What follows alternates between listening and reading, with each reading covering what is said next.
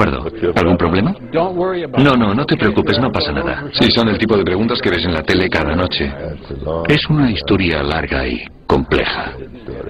Solo tienen que saberla unos pocos. Te voy a contar una historia fascinante. ¿Todo? ¿Estás grabando? De todas formas, tendrás que cortar todo esto, pero... Deja que te diga extraoficialmente. Apaga la cámara. Es una historia increíble. El presidente Nixon estaba metido hasta el cuello en la guerra de Vietnam. Tenía que llevar a cabo alguna proeza muy grande para cambiar la imagen mayoritariamente negativa que los estadounidenses tenían de él.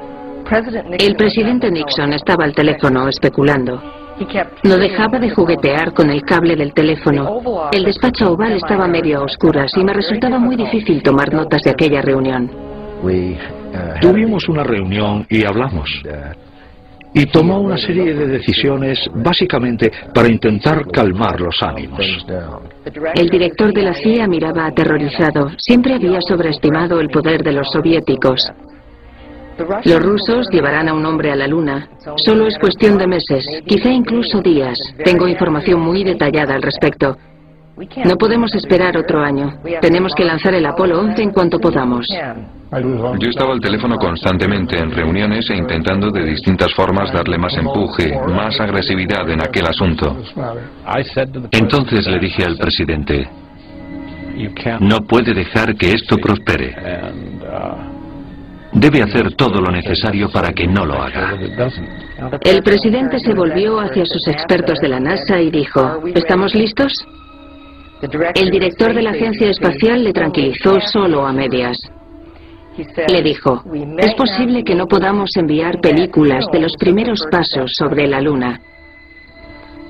El presidente se negó a aquella idea, ni hablar. El mundo espera ver a un estadounidense dar los primeros pasos en la Luna. Aquello le molestó mucho. Sentía que algo había salido mal y que tal vez fuese el responsable. El presidente de Estados Unidos estaba indignado. Recuerdo una serie de acontecimientos muy inquietantes. Entonces uno de los consejeros del presidente, no sé, el general Alexander Haig o Donald Rumsfeld, dijo indecisamente, ¿y si grabamos los primeros pasos sobre la Luna en un estudio? Así, si fracasamos, siempre podemos enseñarle esa película al público.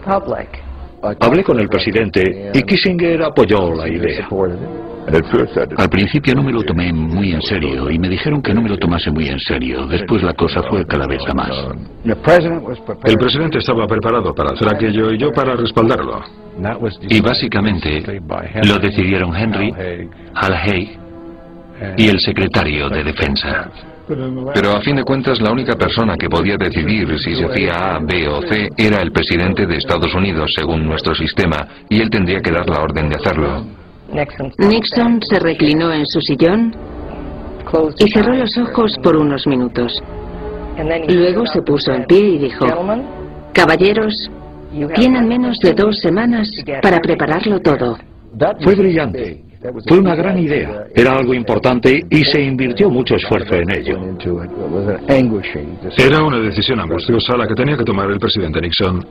Y creo que decidió lo correcto. Era el presidente y merece que se le reconozca el mérito de haber tenido el valor de hacerlo. Lo hizo por su cuenta. Algo muy sensato. Entonces vino hacia mí y recogió todas mis notas. Las hizo pedazos y las tiró a la papelera. En ninguna etapa de mi vida hubiera predicho que iba a ocurrir aquello. Nunca, ni cuando me hicieron consejero para la seguridad nacional. Y creo que es un buen síntoma del poder de Estados Unidos que llegase a concebirse aquello. Me pareció lo correcto porque teníamos que hacer algo para demostrar que seguíamos siendo Estados Unidos de América. Salimos de la habitación y el presidente Nixon dijo, he decidido llevarlo a cabo y necesito que tú hagas este trabajo. Vamos a lograrlo. Fue sorprendente.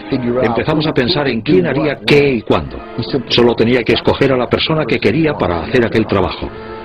Y tenía que ser alguien capaz de llevarlo a cabo, alguien que conociera bien. Le dije, me gustaría hablar con una persona. Y él respondió, ¿quién? Donald Rumsfeld fue el primero en proponer a Stanley Kubrick. La película tendría que ser perfecta, pero el decorado no podría construirse en tan poco tiempo. El rodaje de 2001, Una odisea del espacio, llegaba a su fin en un barrio residencial de Londres. ¿Por qué no usar aquellos decorados? Rumsfeld estaba seguro de que Kubrick no podría negarse. Durante el gobierno de Kennedy, la Casa Blanca le había concedido una autorización especial para acceder a zonas estratégicas del Pentágono durante los preparativos de la película Teléfono Rojo, Volamos hacia Moscú. Kubrick se lo debía. Se lo dije al señor Nixon. Es muy peligroso mentir en Estados Unidos. No se puede soltar una trola semejante en una democracia. Hablaría demasiada gente. Sería absurdo, pero él dijo, así tristemente, adelante, da igual. Rumsfeld se ofreció para ir a negociar personalmente con Stanley Kubrick. Él y Henry Kissinger volaron a Inglaterra aquella misma tarde. A Kubrick le sorprendió y le divirtió la idea, pero de entrada se negó. Rumsfeld no se rindió. Solo le pedimos una cosa, que nos deje las llaves del estudio durante una semana para rodar unas secuencias y tomar unas fotos. El lunes por la mañana volverá a estar todo igual.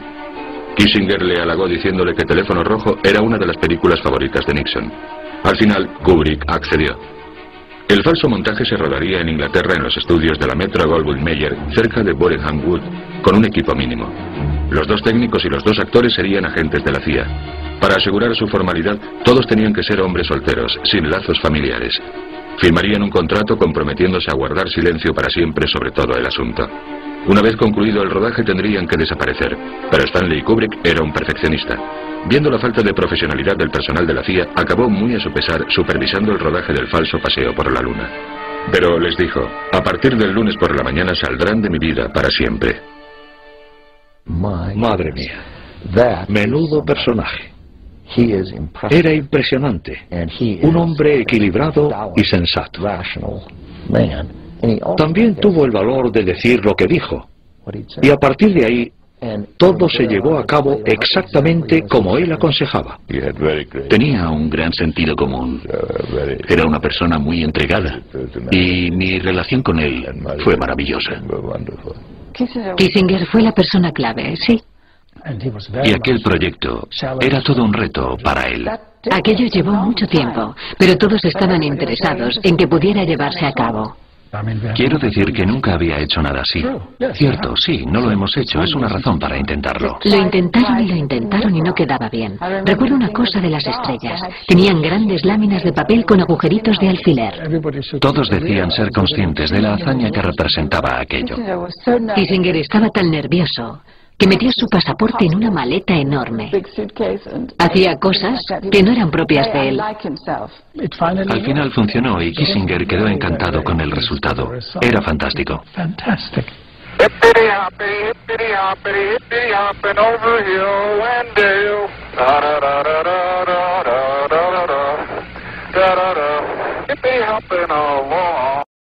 Pregunta a los soviéticos si es cierto o no.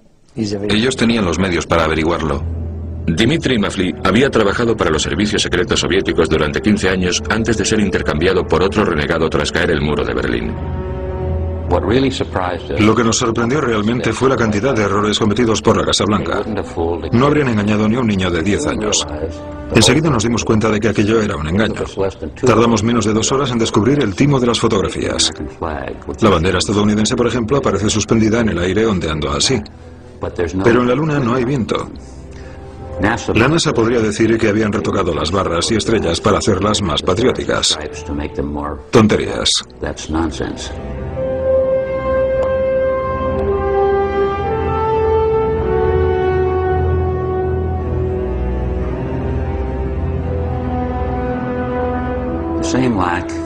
La misma falta de atmósfera en la Luna es la causa de los cambios extremos de temperatura en la superficie.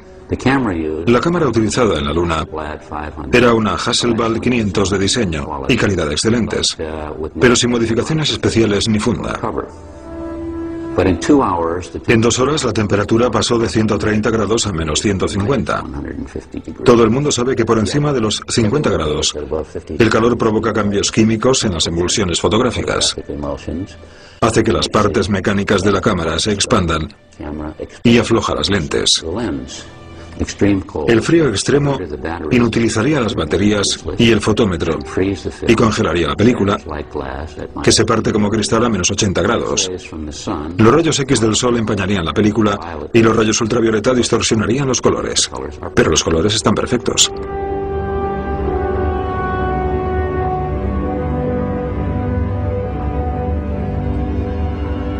La gravedad en la Luna es una sexta parte de la de la Tierra. Eso significa que un astronauta completamente equipado con su traje espacial, que pesa 184 kilos en la Tierra, pesaría solo unos 30 en la Luna. ¿Han visto la profundidad de esa huella en la arena de un astronauta que solo pesa una sexta parte de su peso normal? En la Luna no hay agua. No conseguirías una huella así ni aun caminando sobre talco.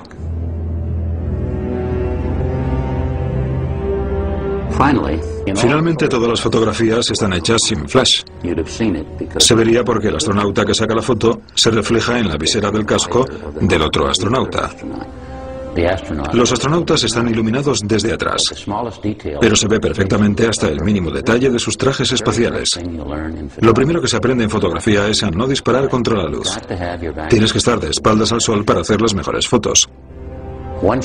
Una foto recuperada antes de que la NASA destruyese todas revela la fuente de luz de esas largas sombras horizontales. 2 focos en un estudio.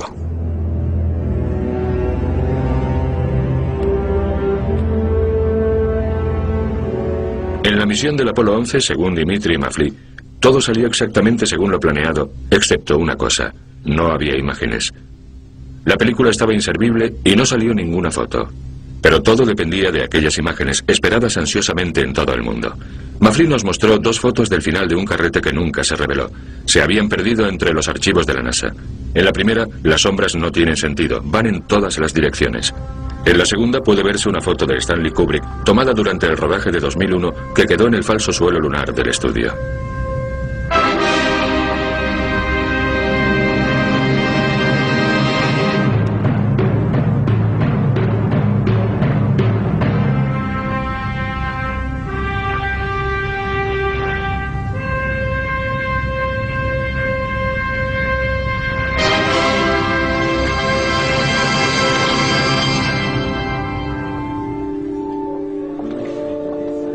Ambrose Chappell, exagente de la CIA, se negó a tomar parte en la misión. Se retiró del servicio y más tarde se hizo sacerdote en Baltimore.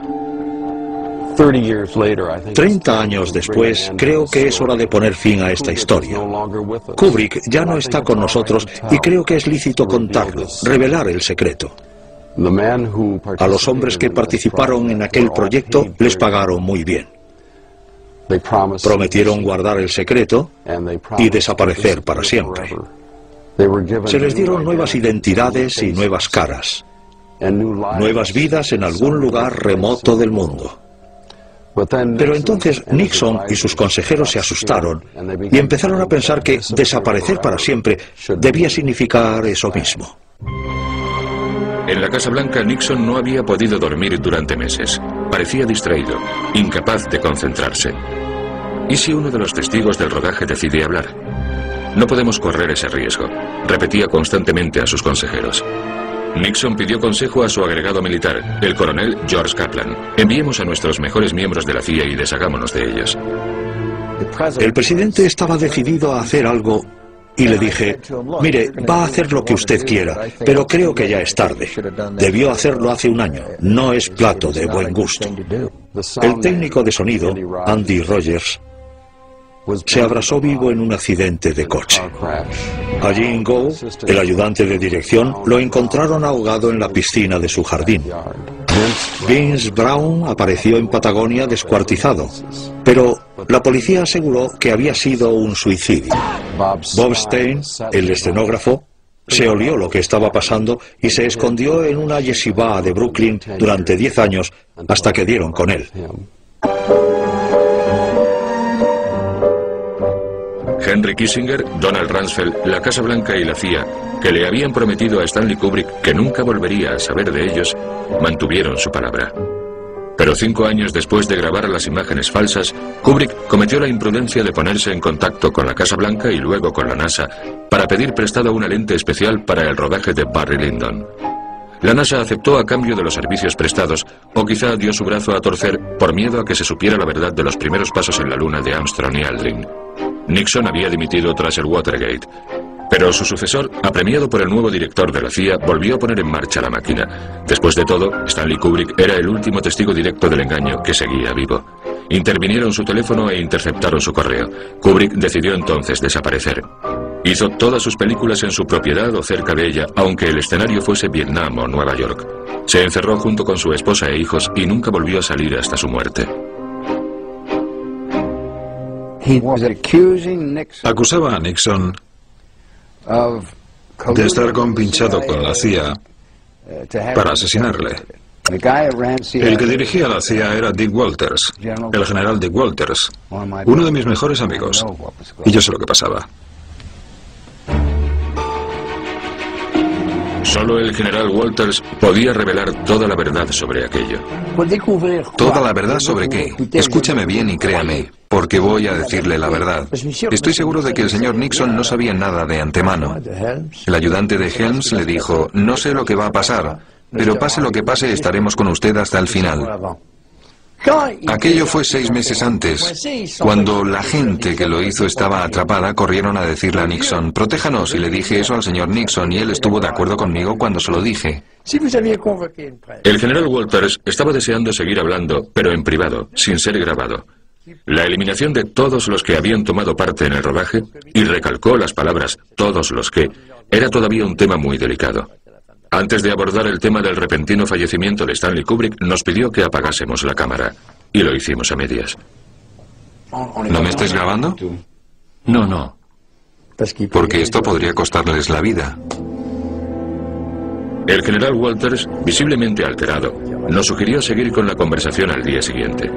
Pero murió repentinamente durante la noche de un derrame cerebral. Había accedido a romper una de las normas explícitas de la CIA, la del silencio y el anonimato.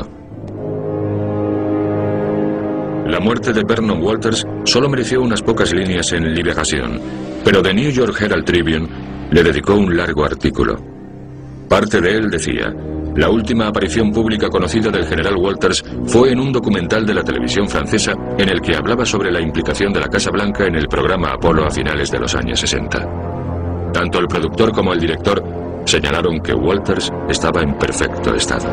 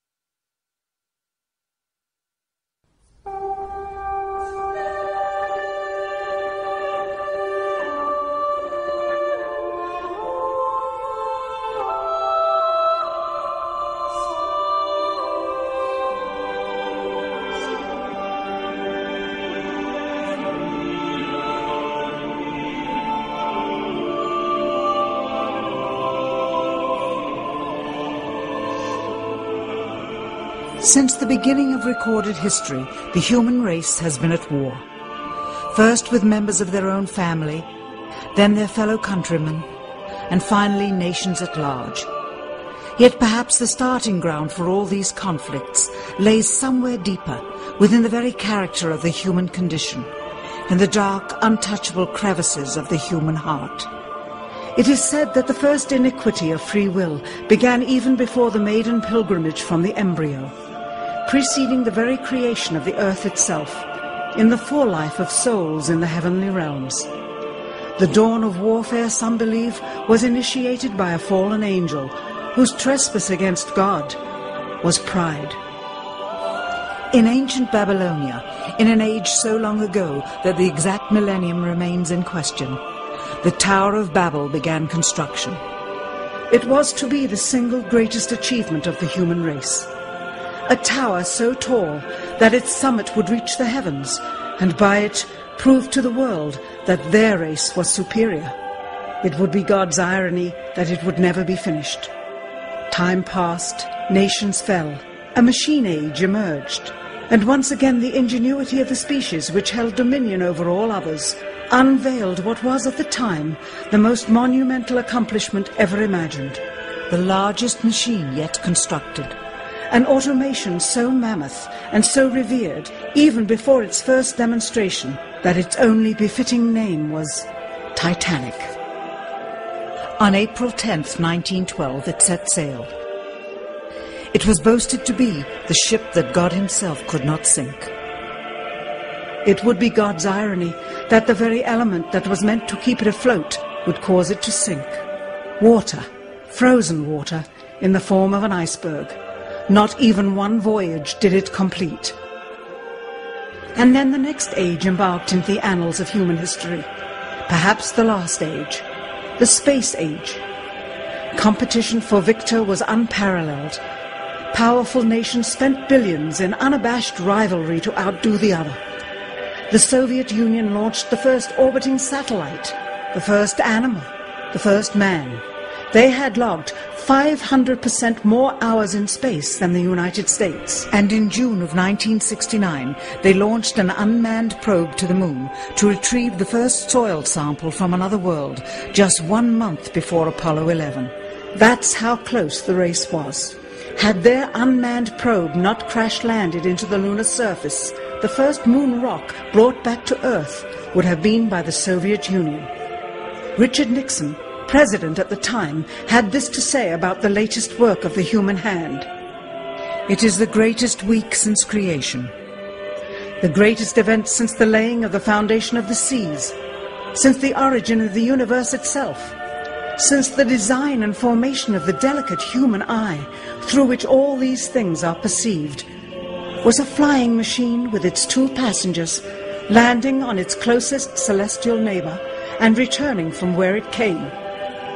Perhaps again, God's irony lies somewhere within this great boast of humankind. The building of the tallest tower for the sole purpose of standing out among the races was never finished.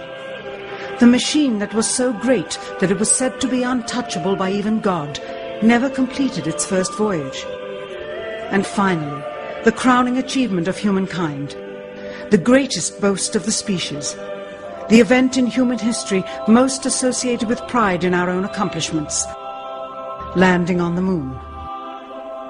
20 years later, and years behind schedule, the same space program couldn't put into Earth orbit a telescope with a lens that focused. And yet 2 decades earlier, a mission 100 times more complicated worked on its first occasion. With close scrutiny of the motives of the zealous Nixon administration, a critical examination of the entirely government-controlled press coverage, and newly discovered footage of the crew of Apollo 11 staging part of their mission, we wish to detail what may come to be the greatest government conspiracy of all time.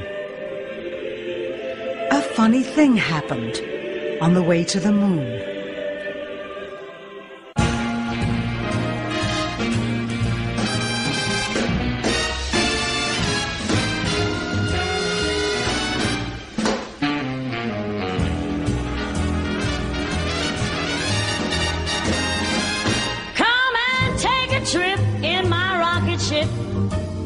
We'll have a lovely afternoon, kiss the world goodbye, and away we'll fly.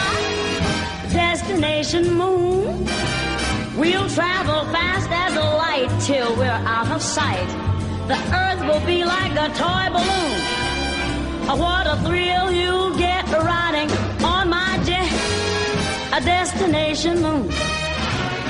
We'll go up, up, up, up. Straight to the moon we two, high in the starry blue.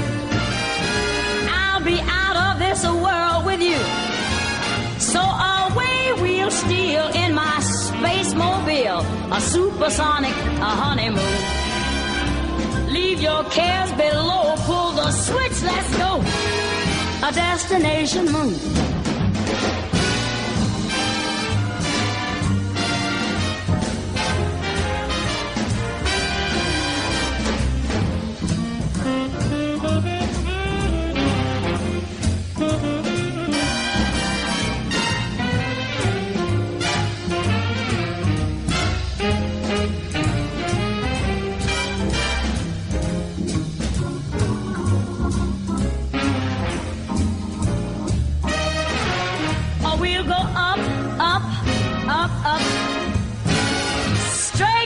moon we two. We'll be high in the starry blue. I'll be out of this world with you. So away we'll steal in my jetmobile, a supersonic honeymoon. Leave your cares below, pull that switch, let's go. Destination, we're flying high up in the sky. Destination, destination moon.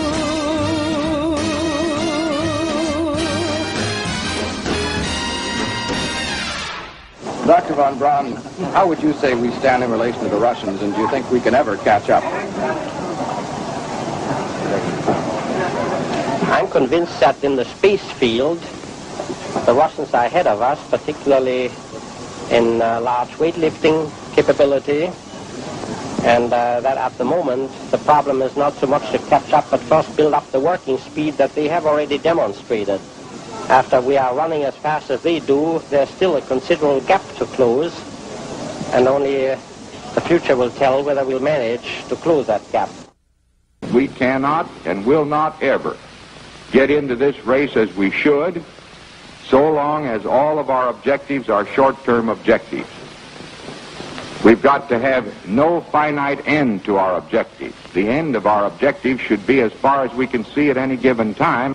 But right now, we need a 10 to 12-year program that has as its ultimate goal the manned domination of space. And if we don't, we're going to be in trouble.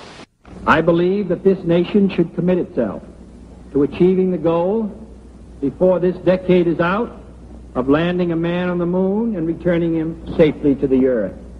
We must assure our preeminence in the peaceful exploration of outer space, focusing on an expedition to the moon in this decade. T-minus 60 seconds and counting. We passed T-minus 60. 55 seconds and counting. Neil Armstrong reported back when he received the good wishes. Thank you very much. We know it will be a good flight. Good luck and Godspeed. 40 seconds away from the Apollo 11 liftoff. All the second stage tanks now pressurized. 35 seconds and counting. We are still go with Apollo 11. 30 seconds and counting. Astronauts report it feels good. T-minus 25 seconds. 20 seconds and counting. T-minus 15 seconds. Guidance is internal. 12, 11, 10, 9. Ignition sequence start. 6.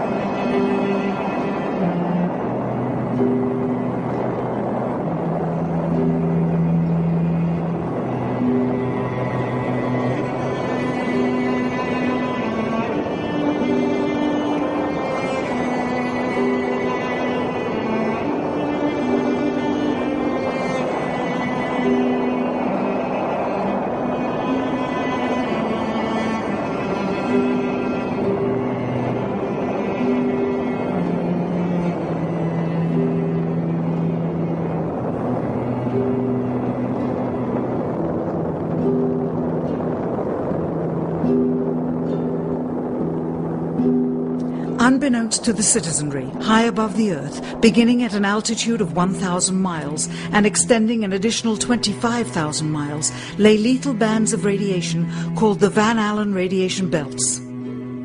Every space mission in history with humans on board, from both the United States and Soviet Union, from the first in 1961 to the present, has been well below this deadly radiation field. Mercury, Gemini, Soyuz, Skylab, the Space Shuttle, all maintained altitudes well below 1,000 miles. All except Apollo. The more experienced Soviets spent 100 hours in space for every 20 hours of the US. In order to survive the hour-and-a-half journey through this radiation field necessary to reach the moon and return, solid lead shielding between the astronauts and the exposure outside would be required. The mammoth Saturn V rocket used by Apollo was already 35 stories tall and weighed as much as a battleship. To add additional tonnage in the form of a lead barrier completely surrounding the crew members would have made it impossible for the vehicle to get off the ground. That is why the Soviets, though more advanced, only sent an unmanned probe to the moon. The Apollo spacecraft's narrowest shielding was less than 1/8 of an inch of light aluminum. In 1998, the Space Shuttle flew to an altitude of 350 miles, one of its highest altitudes ever, hundreds of miles below the beginning of a field of radiation that was so severe that the astronauts inside of their shielded spacecraft and inside of their shielded spacesuits saw flashes of light with their eyes shut that they described as shooting stars, due to radiation penetrating first the shuttle's shielding, then their spacesuit shielding, then their skulls, and finally the retinas of their closed eyes. As a result, CNN issued the following report, noting NASA's unpredicted surprise. The radiation belt surrounding Earth may be more dangerous for spacewalking astronauts than previously believed. Scientists say the phenomena known as the Van Allen belts can spawn killer electrons when the Earth's magnetic field changes. These electrons that are being studied could have an important effect, not only on satellites, which has happened in the past, but could also affect the astronauts by creating large doses of radiation that could influence their health. The electrons can penetrate through various materials, including spacesuits, and can pass through, in fact, the walls of the space station, and can create high charges deep inside of these objects. President Kennedy, a man of political, not scientific background, set the irrevocable goal of landing a man on the moon by the end of the 1960s, just days after America's first astronaut had spent a mere 16 minutes in space, not even achieving a single orbit around the Earth. We choose to go to the moon in this decade and do the other things, not because they are easy, but because they are hard. We take an additional risk by making it in full view of the world.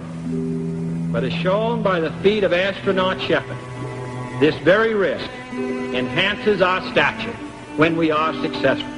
The technology necessary to launch the massive Saturn V rocket and an intercontinental ballistic missile is 95% similar. When the Soviet Union launched mankind's first satellite, Sputnik, in 1957, there was grave concern that they had mastered space ahead of the United States and might use this advantage to launch a first nuclear strike from an orbit high above North America. When they also put the first animal in space, then the first man in space, then achieved the first spacewalk, the first crew of 3, and the first ever of 2 simultaneously orbiting spacecrafts, concern turned to fear and then horror as America watched their communist enemy achieve all these firsts with no hope in sight of ever catching up. President, a member of Congress said today that he was tired of seeing the United States second to Russia in the space field. I suppose he speaks for a lot of others. What is the prospect that we will catch up with Russia and perhaps surpass Russia in this field? However tired anybody may be, and no one is more tired than I am, it is a fact that it's going to take some time, and I think we have to recognize it. They secured these large boosters, which have led to their being first in Sputnik and led to their first putting their man in space. We are, I hope, going to be able to carry out our efforts with due regard to the problem of the life of the man involved this year. But we are behind. If it was impossible to better the Soviets in the space race, which was really a race of technological armaments, what could be done? How could America offset the threat of superior weaponry? Throughout the history of rivalry and war, astute generals of lesser armies than their counterparts have used deceit and misinformation as a method to achieve victory. In World War II, for example, columns of inflatable tanks were placed at locations afar from Normandy to draw German forces away from the real location of invasion. The Star Wars missile defense program rigged tests to make it seem more advanced than it really was. That's the conclusion of the General Accounting Office. The aim was to fool the Soviet Union about US military readiness during the Cold War.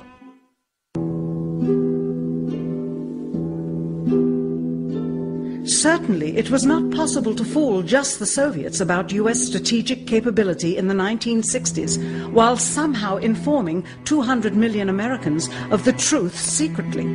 In order for them to believe the United States had the capability to go to the moon, everyone would have to believe it. Furthermore, the pride of a nation was at stake, and the goal of a martyr, not to mention the growing unrest domestically of a government throwing tens of thousands of lives away in a foreign war riddled with contradiction and ambiguity. In addition, the Apollo program had already spent billions of dollars. If it failed to achieve its goal with such an investment, it would indeed be a large and bitter pill for the taxpayers to swallow. The cost of the program, whose sole goal was to be the first to plant a flag on the lifeless rock just outside the Earth, if adjusted for inflation to the 21st century, was $135 billion. With a profit margin of just 7%, this would be equal to over $9 billion profit going to the privileged contractors chosen by their friends at NASA. If the machinery was in fact only achieving Earth orbit, as other earlier missions had already done, then the completion and functionality of the other components would not have been as important, and even more profit would have been made. $135 billion could feed 2 million people for their entire lives. It could also buy 2 million two-bedroom houses. Yet how could such an undertaking be kept secret, and for such a long time? To the latter, one needs only to remember that an unsolved riddle, 6 years older, the assassination of President Kennedy, still daunts the minds of the vast majority of Americans. As a parent of a conspiracy, as his assassin being assassinated himself, the truth of the matter has still escaped history. In keeping a secret of the magnitude of the Apollo missions being fraudulently created, one turns to the Manhattan Project for comparison. Surreptitiously building the first nuclear bomb during the early to mid-1940s involved 129,500 people over a 3-year period. Yet the secret did not get out. A quarter century later, the art and technology of espionage inevitably improved, narrowing dramatically the number of players in the know of a large clandestine operation. Just 1 year before the first mission to the moon, NASA launched the Tetra satellite, specifically designed to simulate flight data coming from the moon, so that the ground crews could rehearse the landing, much as the astronauts did in their own simulations. Had it not supposedly fallen back to Earth, all that would have been needed during the actual flight would be a repeat of one of these computer programs, with a few original variations, transmitted to the satellite for rebroadcast to Houston.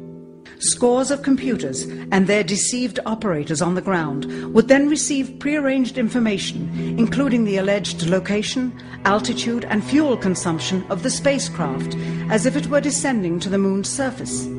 If the Soviets tried to find the actual location of an Apollo crew in the hundreds of thousands of miles surrounding the Earth and the moon, it would be tantamount to trying to find a rowboat in the Atlantic Ocean. The fact that the Apollo program was so departmentalized, with various construction and test sites around the country, meant that only a few people saw the whole picture. And for the first time ever, there was no independent press coverage of such an historical event. Whatever pictures and sound were distributed to the public were strictly controlled and previewed by the federal government. They were then disseminated unchecked until this hour. For who would realize that the unthinkable was not only possible, but absolutely true?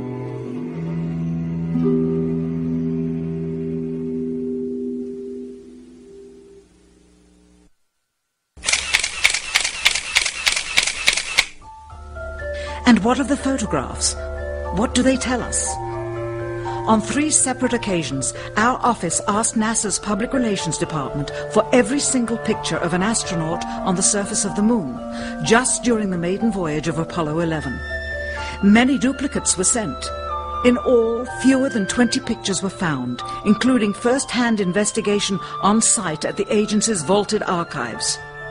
Quite surprising, considering the historical significance of the event.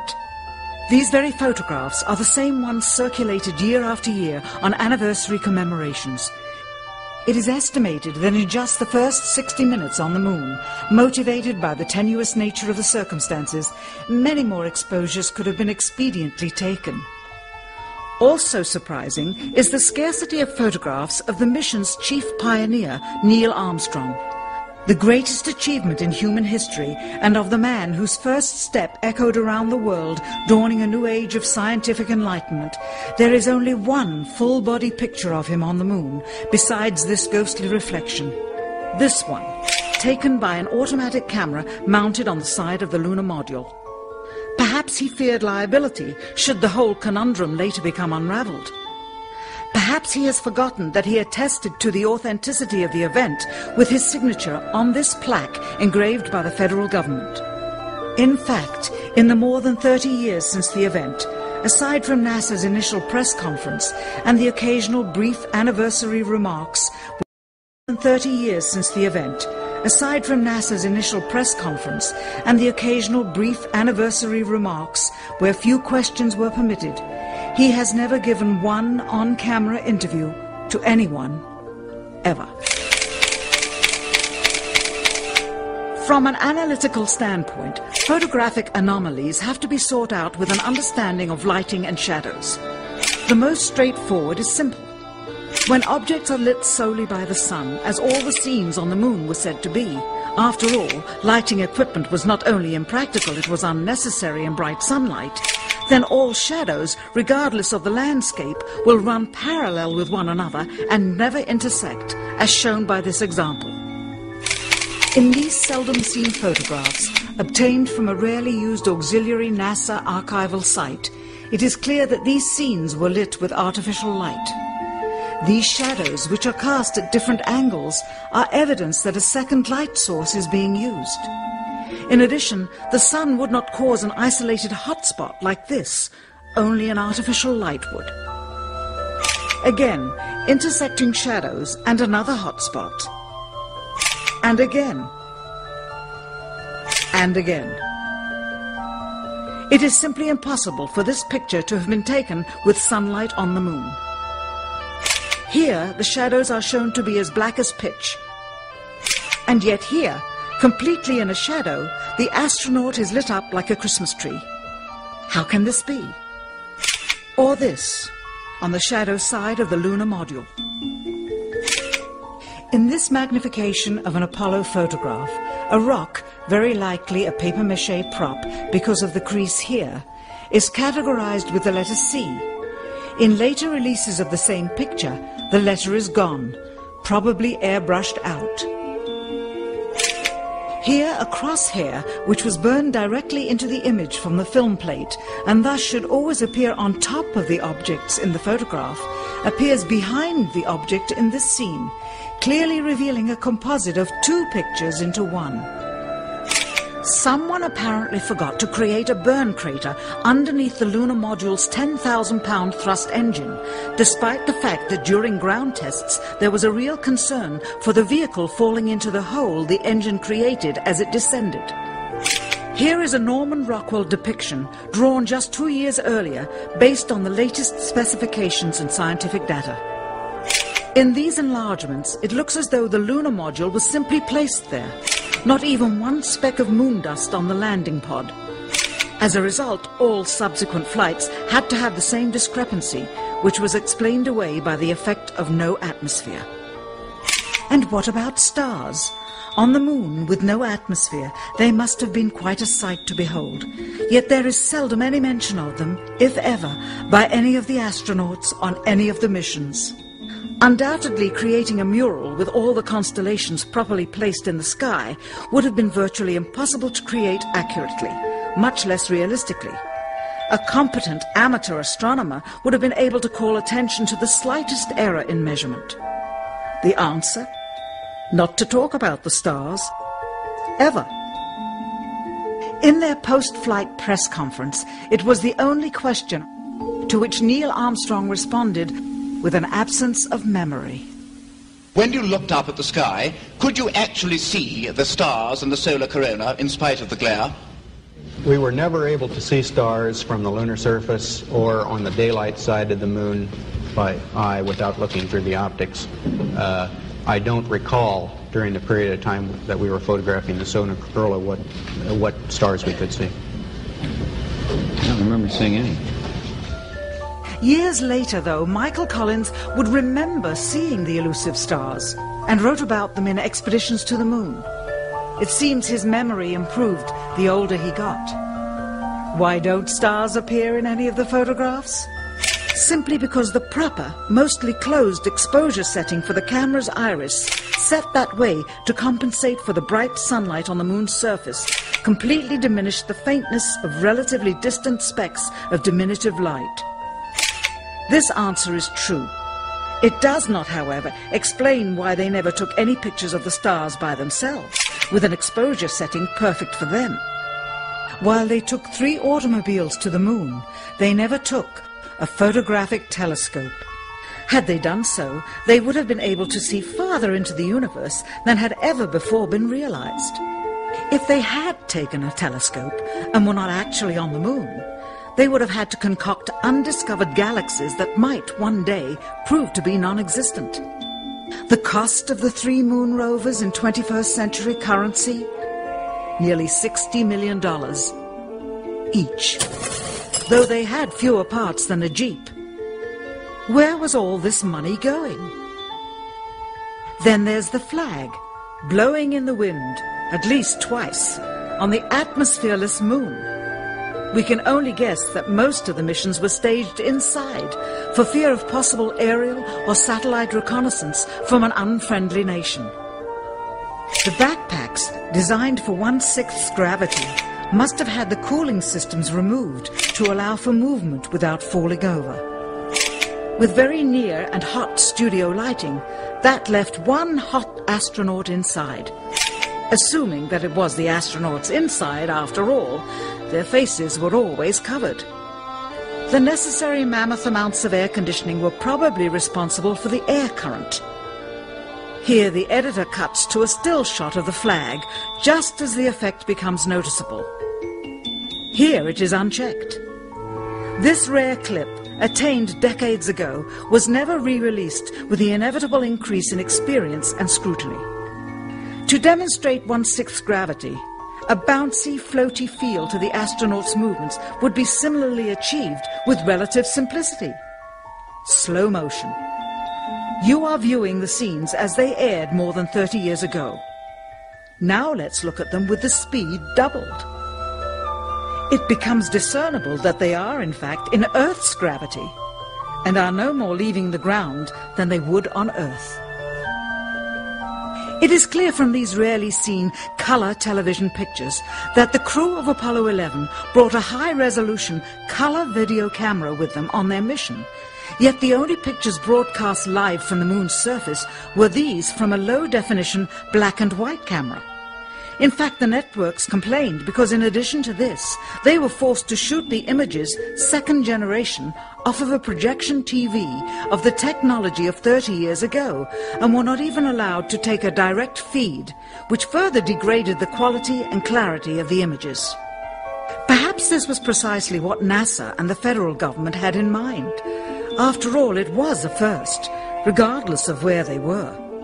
Better to open up their debut mission with fuzzy pictures and numerous blackouts, rather than show too much revealing detail of a false scene that was yet unproven. And finally, the element that seals their fate. Of all the footage of Apollo 11 requested from NASA over a 5-year period, one gem was discovered just before the completion of this documentary. An old reel received by mistake. It contains the raw or unedited footage of the crew of Apollo 11, Michael Collins, Edwin Aldrin Jr. and Neil Armstrong, staging part of their mission for nearly an hour in living color, with exceptionally clear behind-the-scenes audio of conversations discussing the techniques used to achieve a disingenuous picture depicting the Earth at a distance, in order to falsely demonstrate their far journey from it and their ability to survive passing through the Van Allen radiation belts. It cannot be misconstrued that this staging was done for some other reason prior to the mission, for the reel itself is slated and dated July 18th, 19th and 20th, 1969, the very days of the mission when they were said to be approaching and achieving lunar orbit. Furthermore, it is apparent they are in genuine zero gravity aboard the actual spacecraft, necessary to convince the mass media of their authenticity, just not any further than Earth orbit, as you will see. In this never-before-seen or heard footage, not only is the radio conversation between the astronauts and Houston Control audible, there is a secondary, private conversation taking place between the crew and a third confidential party, prompting the astronauts with what to say, when to speak, and how to effectively manipulate the camera to achieve the desired misleading effect. NASA claims that the Houston transmissions were the only ones taking place with the astronauts. Listen now as Houston Control initiates a conversation with the crew, only to find them too preoccupied with the behind-the-scenes trickery to respond. Moments pass and the oversight is picked up on by the clandestine third party, who quickly prompts them with talk. Immediately, Neil Armstrong speaks.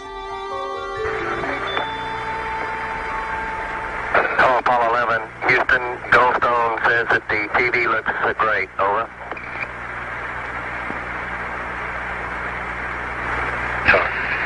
Okay, Roger, we're Again, the illusion they are attempting to create is the Earth at a distance to demonstrate their far journey from it and their ability to survive passing through the Van Allen radiation belts.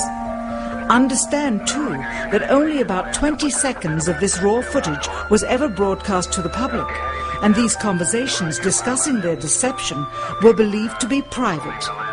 Until now. Here they discuss that these television transmissions were in fact not broadcast live as everyone believed. They were first screened and edited for playback later. Roger, Neil, we just wanted a narrative such that we can, when we get the playback, we can sort of correlate what we're seeing. Thank you very much. Here they discuss the fact that they have turned out the lights and have blocked out sunlight from entering the spacecraft through the other windows, as to not cause any reflected light to fall onto the spacecraft's wall in the foreground. Okay, very good. Well, we shut out the sun coming in some of the other windows into the spacecraft, so it's looking through the number one window, and there isn't any reflected light. The reason this was done is so that the truth of the matter would not be revealed. It is this. Though the federal government would have you believe that this is a view of Earth from a distance out of the spacecraft's window as it nears the moon, it is not. What they have ingeniously done is placed the camera at the back of the spacecraft and centered the lens on a circular window in the foreground, outside of which it is completely filled with the Earth in low orbit. The circumference of the window then appears to be the diameter of the Earth at a distance, with the darkened walls of the spacecraft appearing to be the blackness of space around it. That is why they wanted the interior dark and blocked out the sun from entering through the other windows. Here you can see the extruded window, probably 2 inches thick at the bottom. This is because the Earth's shine is coming in at a downward angle. It also causes the Earth to appear to be an irregularly shaped circle, for you are seeing the outside of the window at the bottom and the inside of the window at the top, which together form 2 different sized halves of a circle. Subsequently, this take was never used. As they perfected the shot, a crescent-shaped piece of black material was inset slightly into the window to create the illusion of the Earth's terminator line dividing night and day. It is uncannily convincing.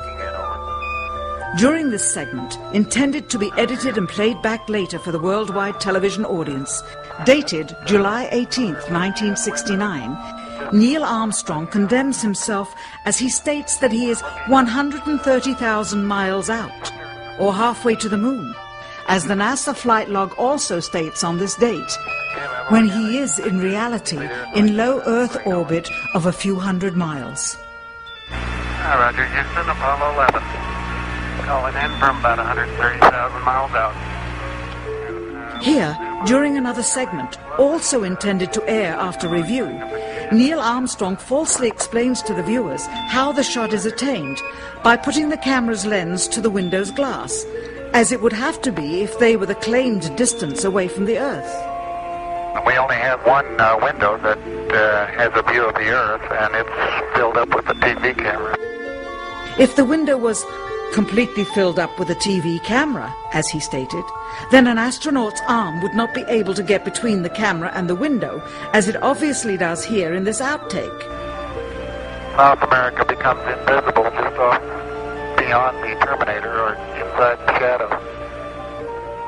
You can also notice how the astronaut operating the camera reacted to the mistake by attempting to pan away from it. Blue gas, see white bands of major cloud formations across the Earth.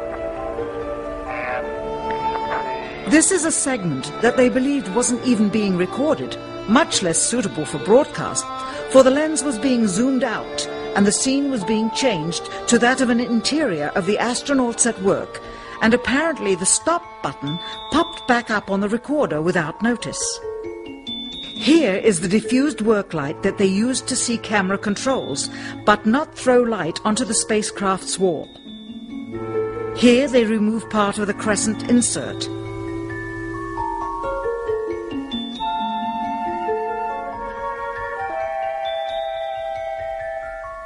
Finally, the iris is opened up and you can see the real location of the camera and the very bright and near Earth out the window.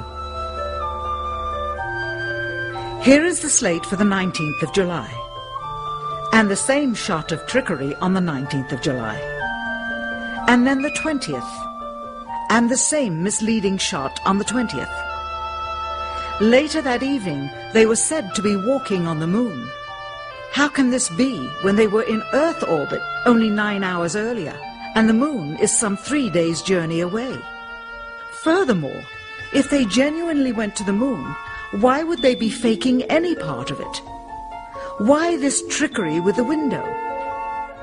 By faking being halfway to the moon, it becomes apparent that they did so because they could not even go halfway. It thus confirms that the stumbling block to their success was the lethal radiation of the Van Allen radiation belts. Since the same equipment was used on the subsequent missions in the 40 months that followed, none of them could have gone to the moon. They only increased their proficiency at staging them. When some TV viewers of the second manned mission to the moon telephoned the networks complaining that reruns of I Love Lucy were being interrupted, it became clear that for the taxpayers, once was enough. But it wasn't enough for the government and contractors. Billions of dollars of pure profit went with each return. How coincidental that the following mission would have the element of life and death jeopardy. Apollo 13. Now the public would take going to the moon more seriously and be reconnected with the drama. We now realize that perhaps the reason Neil Armstrong has never given an on-camera interview is because he doesn't want to lie anymore. What threats may have been made upon such honorable men or their families to possess their reluctant cooperation and later ill feelings towards perpetuating this still darkened hour in American history. NASA's highest-ranking official, James Webb, resigned without explanation just days before the first Apollo mission. Why, when he was on the threshold of achieving the greatest accomplishment of his career? All 3 Apollo 11 astronauts also resigned shortly after their return. On the 25th anniversary of the event, in 1994, Neil Armstrong made a rare public appearance and held back tears as he spoke these brief cryptic remarks before the next generation of taxpayers as they toured the White House. Today we have with us a group of students among America's best. To you we say, we have only completed a beginning. We leave you much that is undone. There are great ideas undiscovered, breakthroughs available to those who can remove one of truth's protective layers. He is that layer. Perhaps someday soon, with the uncovering of this footage and its meaning, the true patriots of America will rise up or come forward and free the citizens and themselves from the sin that so easily entangles and from a federal government that needs to have the gangrene cut off. Even if the government's destruction would come from the truth, then it is not worthy to stand, and its betterment would inevitably follow. All of us are mortal. All of us will die. Perhaps the seeking of a clear conscience before that hour will motivate the truth into the light. Perhaps as citizens we should offer amnesty for this and other crimes of history, for facts from those involved before the truth perishes with them. Why must we wait until the year 2017 to open the Kennedy assassination files? Perhaps they will not even be opened then, for the law that reluctantly stipulates their release says so with this clause, quote, with the exception of documents certified for continued postponement by the President. Whoever believes the citizens to be too immature for the truth are too immature for power. The truth will always set us free.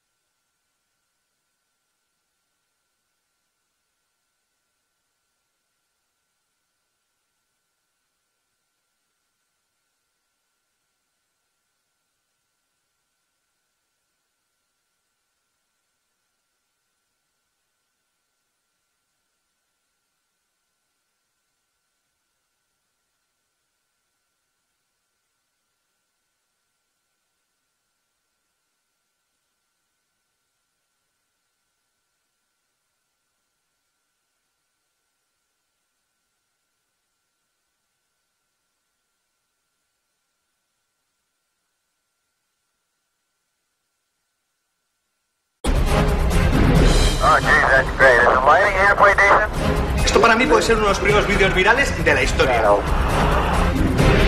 ¿Cómo la misión más importante de la historia de la humanidad la vas a dejar al azar? Entonces, lo que nos han puesto, ¿qué es? Un director americano de la época no te hace este encuadre. ¡Nunca! ¡Jamás! No, pero en el 69 ya tenía la tecnología para producir ese son. Me parece que es porque traje mucha luz, pero se ve una. No, hombre, pues si se ve una, ¿por qué no se ve ninguna más? Con los pedazos de guantes que tenían, lo que no podían hacer es cambiar el diafragma. Cogieron las imágenes que interesaban, rodaron otras partes en las que le habían fallado, las recrearon en el desierto, montaron y dispararon. Y la comunicación de radio que iba sincronizada también, estaba todo ensayado, ¿no? ¿Cuánta gente habría hecho falta para realizar algo así? Mucha gente no ha dicho nada. Los nietos, los hijos, es imposible ocultar eso. Lo grabaron 25 veces antes de llegar. Y a la llegada la falseamos. ¿Cómo se iban a arriesgar a que uno de los mayores descubrimientos de la humanidad se descubriera que era un montaje? Estamos ante un logro técnico muy superior que llevará a un tipo a la Luna. Estas imágenes están grabadas en la Luna. ¿En el año 69 se podía recrear la llegada del hombre a la Luna? Sí.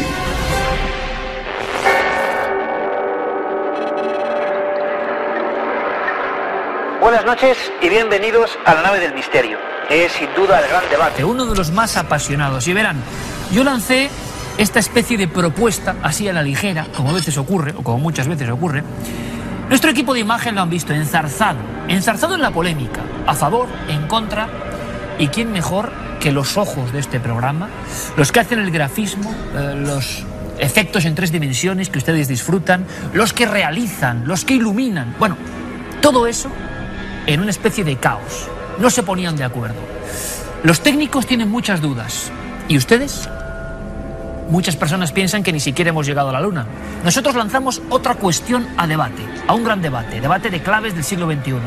¿Son verdaderas las imágenes que dieron la vuelta al mundo? ¿Las imágenes más importantes quizá de todos los tiempos? ¿Son auténticas? ¿Estas que están viendo son reales? ¿El paseo lunar de estos héroes ocurrió exactamente así? ¿O hay algo de fondo? Las encuestas son sorprendentes y luego las daremos. De inmediato, sin perder un segundo, entramos en esta cuestión, en esta confrontación siempre amistosa, pero con vehemencia, con autenticidad y, por favor, que en cada salón de este país se reproduzca la misma puesta a punto de ideas. Siempre se aprende algo, desde luego. Yo espero hacerlo esta noche. Comenzamos con cierta sorpresa, la van a ver, con Manuel Fernández. Él es uno de nuestros realizadores de exteriores. Uno de los genios, junto con Manuel Romo, que crean historias que ustedes ven encarnadas en actores, escenas. Como creador y como técnico nos va a dar, yo creo que otra visión. Manuel, bienvenido. Muchas gracias, Iker. Hola. Tu titular. La pregunta es, ¿estas imágenes, estas filmaciones y fotografías son reales? Si me preguntan si alguien se atrevería en el año 69, y mucho más un presidente de los Estados Unidos o su gabinete, a retransmitir en directo para toda la humanidad, mi respuesta es no, nadie se atrevería. Sabiendo lo que es la televisión, ¿consideras que es imposible y esa emisión fue en directo para todo el mundo? Técnicamente hay una serie de problemas, según dice Manuel, y según ustedes luego opinarán. Con cámaras, con instrumentos que están viendo, antediluvianos para los tiempos que corren, y con los que se gestó esa auténtica hazaña de siglos. Más opiniones. José Manuel Nieves, de sobra conocido, un poco la voz de la ciencia en este programa, y que además nos gusta mucho cómo defiende los postulados, porque creo que él no tiene la menor duda. José Manuel. Hola, Iker. No, efectivamente no la tengo. Y bueno, en cuanto a esto de las imágenes, le diría que las primeras imágenes son del Apolo 11. Eso quiere decir que hubo por lo menos 10 misiones anteriores y algunas de ellas estuvieron dedicadas precisamente a solucionar ese problema, el de cómo transmitir esa imagen.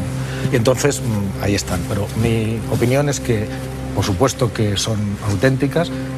Hay muchas pruebas que se han hecho, que las hablaremos a lo largo del programa, que demuestran que son auténticas, y a mí me gustaría, de verdad, que esta noche todos los espectadores de Cuarto Milenio nunca más volvieran a cuestionarse ni si el hombre fue a la Luna, que por supuesto fue, ni si hay una conspiración o no.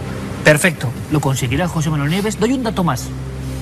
Han pasado 3 años y seguimos sin saber, por lo menos en la noticia, los titulares, qué fue con las latas iniciales de las filmaciones de la Luna. Fue una noticia impactante que resucitó este asunto. Las primeras tiras de alguna forma de celuloide de esta hazaña de siglos se habían perdido. Eso evidentemente alimentó el asunto de la conspiración oculta. Para hablar de eso no puede haber otra persona. Nuestro querido amigo, director de la revista Año Cero, Enrique de Vicente. Enrique, bienvenido. Muy buenas noches. Te pido tu titular. Bueno, mi titular sigue un poco al de Nieves y es, yo creo, por el contrario, creo que sí fuimos a la Luna, no tengo duda de ello. Ahora, ¿fue en ese momento, antes, después y cómo? ¿Fue lo que se nos mostró auténtico? Yo defiendo radicalmente el derecho y el deber de la gente de seguirse cuestionando eso y cualquier otra cosa. Es a fin de cuentas la única libertad que nos queda. Ya más allá de la libertad de expresión, la libertad y la obligación de dudar de todo lo que nos cuenta el sistema establecido. Nos han engañado muchas veces americanos, rusos y otra serie de potencias a lo largo de toda la historia. Si los americanos, como yo creo que ya está demostrado, nos han engañado tantas veces, ¿por qué en este caso no? Vamos a ver, lo que estaba en juego ahí era no ya solo ganar el primer gran combate de la Guerra Fría, casi el definitivo, sino y de demostrar al mundo que la gran superpotencia hegemónica era Estados Unidos, sino más allá de eso, si en ese caso hubieran tenido el más mínimo fallo, como ha dicho Manuel, el más mínimo fracaso, eso habría sido un hundimiento total. Así que yo creo que tenía que haber un plan B, esa es la hipótesis que planteo, y eso planteará otras muchas preguntas para las que tengo respuesta, como ¿por qué los rusos no lo denuncian? Perfecto. Plan B, esa es la palabra. Antes de entrar en debate directamente, creo que José Manuel Nieves se lanza ya. Nuestro buen amigo Alberto Jiménez, director del Observatorio Castillo de Borovia, al que le agradecemos siempre toda su ayuda y todo su entusiasmo. Desde el punto de vista científico, vamos a ver qué nos cuenta él. Alberto, bienvenido, buenas noches. Hola, buenas noches. Gracias por estar con nosotros. Tu opinión, tu titular, por favor. Sí, mira, yo en este caso, pues yo desde luego pienso que son las fotografías, son legítimas, han sido tomadas en la Luna y no hay ningún tipo de duda al respecto. Sí que quiero incidir precisamente en la causa de que se dude de todo esto, y es que quizás es lo que ha dicho Enrique, que el problema es que como los americanos nos han metido tantas, pues claro, nos mostramos realmente escépticos, ¿no?, ante todo lo que nos cuentan. Esto no quiere decir que haya que dudar de todo ello. Sin más, por decir algo, ¿no?, al respecto, ¿no?, en este tema que tantas dudas ha suscitado, decir que, bueno, sin más, ¿por qué los rusos siempre reconocieron no solamente que los americanos llegaron a la Luna, sino el mérito de esa misión? Y bueno, pues vayamos directamente, porque decía Enrique que esta es una de las cosas, ¿verdad? Y empezamos el debate, Alberto. Esta es una de las cosas que más se ha argumentado en contra de la conspiración, de quienes creen que pudo haber plan B o trampa. Y empezamos el debate. Que los rusos, por ejemplo, no informaron, denunciaron el posible fraude. ¿Y tú por qué pensabas eso, Enrique? Hay muchísimos motivos, muchos. Pero el más importante, el que más peso tiene, es que la historia espacial rusa es toda una sarta de mentiras. Primero, es absolutamente incierto que el primer vuelo tripulado fuera el que ellos dijeron. Anteriormente a supuestamente salir al espacio Yuri Gagarin, un personaje desconocido y con poquísimas horas de vuelo y menos horas como paracaidista, al menos hay constancia de que hubo 10 personas, antes e inmediatamente después, que murieron en el espacio. Al menos hay referencia de 10 astronautas rusos. Si lo cuestionáis, podemos luego aportar las evidencias. No sé si estás de acuerdo con eso. ¿Pero qué tiene que ver, Enrique, esto para centrarnos sigo diciendo, sobre pues su Gagarin, hay torno... suficientes evidencias de que Gagarin no fue el primero que salió del espacio, es más, ni siquiera salió. Él además perdió la conciencia, no pudo saltar. Nada de esto demuestra nada, porque estamos demuestra que han mentido. No, pero estamos que han mentido unos y otros. Enrique, estamos en la edad heroica de la astronáutica, en la que se estaban haciendo las primeras experiencias. Eran los primeros que salían de la Tierra y que iban a hacer un vuelo espacial. Es decir, había dos bloques, pongámonos en el mundo de los 60, dos bloques enfrentados. Estábamos cerca de la crisis de los misiles de Cuba. Era el reloj nuclear del peligro estaba cerca de las 12 y a punto de estallar. Se hablaba Enrique lo que mantiene, por tanto, es que ambos mentían y se... guardaban el 69 se borraban el secreto. En ese contexto... Y en el 69 había un presidente que ha sido el más honrado de la historia de Estados Unidos, Enrique, que se llamaba Richard Nixon, el más honrado y menos mentiroso. Enrique, en ese contexto, una victoria tan aplastante como la de los americanos no habría sido tragada por los rusos Eso, vamos, por esto es sociología de la política. No había sido admitida ni tragada por los rusos, se llega a ser mentira. Pero es que hay más cosas. Pero te puedo replicar a eso cuando me permita, Iker. Sí, pero... Sí, ya. Sí, muy simple. ¿Por qué no haber sido tragada si primero yo he sostenido en todo momento que llegaron a la Luna, no sé si inmediatamente antes, y tendría que explicar por qué inmediatamente después? Hay muchos motivos. ¿Por qué antes?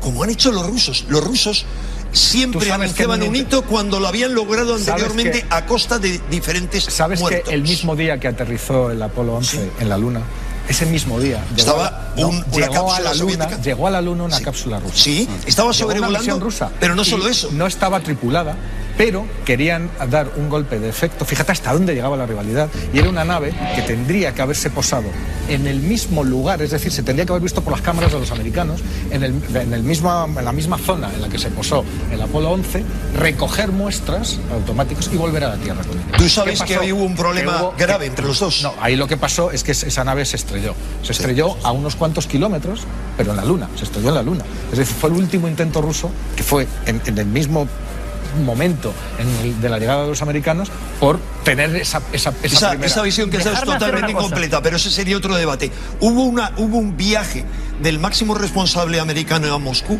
para pedirle que dejaran de hacer las maniobras que estaban haciendo porque podrían provocar un grave accidente. Eso está bien documentado. Pero bueno, llegados a este punto, Guerra Fría queda muy claro, y según Enrique de Vicente en este caso, mentira compartida y los trapos se lavan compartida y con pruebas que no podían negar. Perfecto, pero es irrelevante todo. No es irrelevante. Absolutamente. Vamos a hacer aquí, según Enrique de Vicente, hay una mentira, repito, compartida por ambas superpotencias. Vamos a hacer una cosa que es irnos un poco a la técnica. Manuel, tú nos puedes explicar las grandes dudas para hablar ya directamente, cada uno que piense lo que quiera, si era una mentira compartida o, como dicen ellos, era una batalla lógica y real.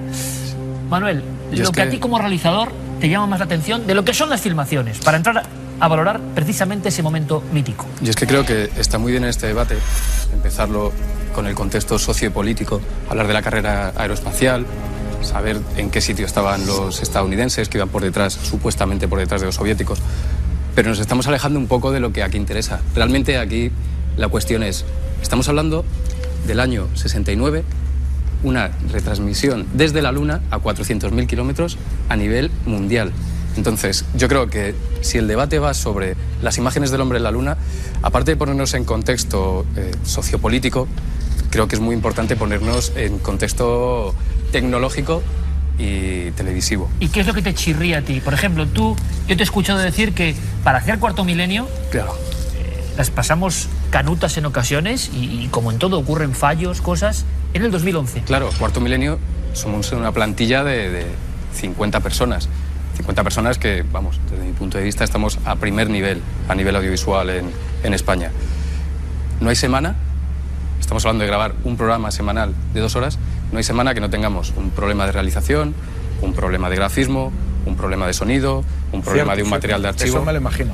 ¿Puedo hacer una pregunta? Perdóname un segundito, por favor. 42 años después. Pongamos que todo es perfecto, que todo está ensayado, como tú has dicho. Perfectísimo. Esa señal tiene que salir del módulo lunar, tiene que atravesar la, creo que es casi inexistente, atmósfera lunar. No hay atmósfera. Muy poquito, ¿no? O no hay. Atravesar 400.000 kilómetros, supuestamente hay radiaciones en el espacio que afectan mucho a las señales en la Tierra. Me imagino que en el espacio también pasaría. Atravesar la atmósfera terrestre y lo recogen 3 repetidores, que creo que, si me he informado bien, Australia, cerca de Canberra, Madrid y California. Madrid estaba de apoyo, el Robledo de Chabela. ¿Y qué quieres decir con todo este arsenal de datos? A lo que voy. Manuel, que es inconcebible que no haya un solo fallo. Pero es que además, no solo eso, sino que había un problema meteorológico. Es que nosotros nos enfrentamos cada semana a 1000 problemas. En el año 2011, y hay 1000 problemas, lo vemos siempre, conexiones que se caen, gente que le cogen hablando fuera de micro, cámaras que están desenfocadas, desencuadradas. Entonces, para más INRI, resulta que el que tiene que recoger la señal en ese momento, que es Canberra, hay un huracán que no saben si se va a retransmitir o no. Vale, yo lo pongo todo en conjunto, y es como, año 68, en ese momento, con todas las dificultades técnicas, vas al presidente de los Estados Unidos y le dices que van a retransmitir en directo para toda la humanidad, una tecnología que está en pañales, que a nivel realización y todo, casi no se ha retransmitido en directo para toda la humanidad. Le dices que se tiene que arriesgar a hacer el mayor ridículo de la historia de la televisión, ya sea porque hay algo que no está previsto, se puede tropezar Armstrong, se le puede romper la escafandra, se puede asfixiar en ese momento, puede haber un huracán y tienen que meter barras. ¿Y quieres decir, Manuel, por lo tanto, que había un plan B? Que había un plan B, claro. ¿Y que esto puede estar grabado en otro sitio? Puede estar, yo lo que sé, eso, si me dicen que es la Luna y está grabado en la Luna, es un axioma. ¿Por qué? Porque eso se ha grabado en la Luna, me lo legitima la televisión, me lo legitima la NASA. Yo lo que digo, eso exactamente lo puedo grabar en un plató. Y hablo del 69, no estoy hablando ahora con los medios técnicos que tenemos. Yo lo que sí sé seguro es que en el 69 eso lo podía grabar en un plató o en un exterior. Vale, vamos a ver. Solamente una cosa, hay que recordar una vez más que el dueño del negocio, en ese momento del imperio, era un presidente que se llamaba Nixon, cuyo sobrenombre histórico, todos estaréis de acuerdo, que era el tramposo. Es decir, veamos quién era el jefe del inventor. Segundo, el jefe de la NASA era Wernher von Braun, criminal de guerra nazi, SS, y que había conducido a la muerte a miles de personas, seleccionándolos él mismo. Sí, eso está documentado. En los campos de concentración para llevarlos a Peenemünde.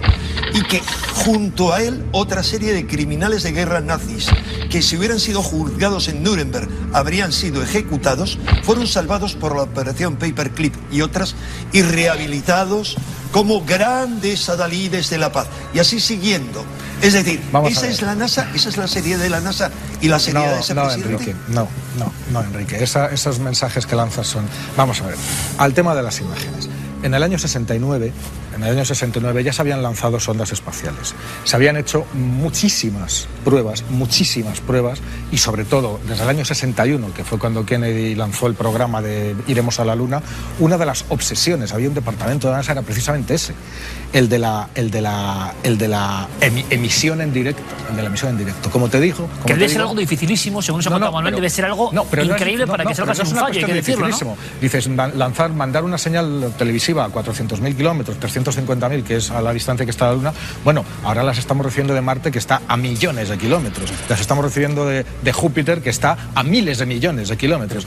Pero, y en el año 69, entonces, eso, lo que me estás diciendo es que entre el año 69 y el año 73 hubo 6 misiones que llegaron, los 6 Apolos, del 11 al 17. Todas mandaron imágenes. Me estás diciendo que ninguna es verdad. Porque entonces, o si no, ¿cómo pudo la tecnología esa tan No hay un argumento de peso.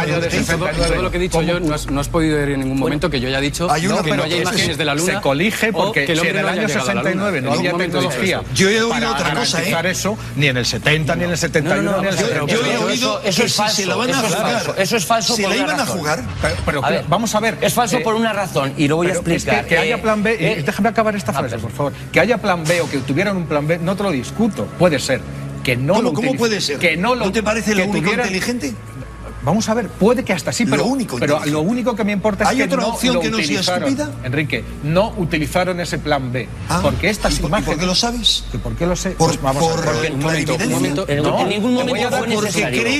Porque crees en los sacrosantos señores de la NASA. Vamos a ver, yo solo creo en la ciencia y en lo que me demuestra la ciencia. Perdona, en la ciencia oficial. Pero perdóname, es que no hay ciencia. Estás hablando de la NASA. No, vamos Enrique, a ver. La verdad hay ciencia y tecnología alternativa. La verdad entre otras cosas. Entre otras cosas. Y es muy tozuda. Hagamos un momento. Alberto, tengo que ver aquí yo orden. Enrique, solamente hay una. Que si no, os enzarzáis. Sí, simplemente hablando un poco de las dificultades técnicas a las que tú aludes, no son tales. En el año 69 no son tales para nada. Ha habido ya varias misiones lunares, precisamente la Lunik 9, misión soviética, en 1966 fue la primera sonda que logró retransmitir imágenes de la Luna. Y desde entonces hubo varias misiones que con éxito consiguieron transmitir esas imágenes. Realmente no es tanto problema. Igual que, efectivamente, como has dicho, tanto imágenes como de radio como de televisión estamos recibiendo ahora mismo. Yo, con una antena simple y normal desde el observatorio, soy capaz ahora mismo de captar las señales de radio de Júpiter, y esto con una antena que podemos hacer de fabricación casera. No es tal ese problema que estamos hablando. Igual es que no me he sabido explicar bien. Yo lo que quiero decir, o mis compañeros en el 2011, somos todos muy torpes. Hay tantos factores en un directo, y más en el año 69, en el 2011 también, hay tantos factores que se escapan de control, pero por el hecho de que es un directo, que si tienes un plan B, lo que hablábamos del plan B, primero, no sé cómo cortarías la señal y pasarías ese plan B sin que se notara. Yo utilizaría el plan B desde el principio, pero esa es mi opinión. Pero a lo que voy, en un directo, yo no estoy hablando que técnicamente mantengo, que es muy difícil técnicamente, pero es que en 2011 muchos directos son muy difíciles técnicamente y se necesita mucha gente muy formada para hacer un directo y para hacerlo bien. Y aún así tienen muchos problemas, muchos problemas que a veces se ven en la pantalla, muchas veces no los vemos en la pantalla, se ven en el control de realización. Manuel, tú argumentabas, permíteme, yo estamos viendo las imágenes de fondo y claro, lanzo dos preguntas que ahora mismo Carmen nos va a dar más claves. ¿Por qué esto cala tan hondo? ¿Por qué cala tan hondo, ¿no?, en la mentalidad general? ¿Por qué hay esta discusión que vemos aquí, que vemos en nuestro equipo? Nuestro equipo de imagen se marchaba a casa, luego sigue trabajando y seguían discutiendo. Te respondo. ¿Y por qué la gente, Enrique, permíteme, por qué la gente tiene esto como que no se lo acaba de creer, o sí o no, muy enfrentado?